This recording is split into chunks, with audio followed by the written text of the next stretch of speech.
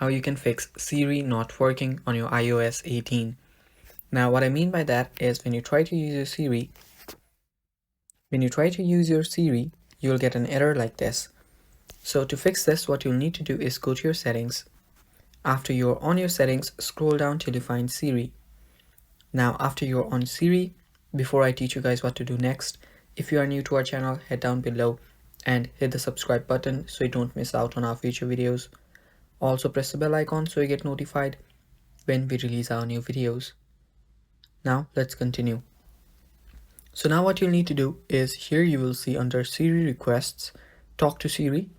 Just tap on talk to Siri and just enable Siri. So make sure that you turn this options to Hey Siri and tap on enable Siri.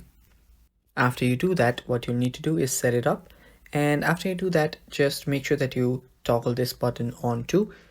Now you'll be able to use your side button for Siri. So it's that simple, guys. Now you will be able to use your Siri on your iOS 18. Thank you for watching. That is all for the video. Stay tuned for more, and bye bye.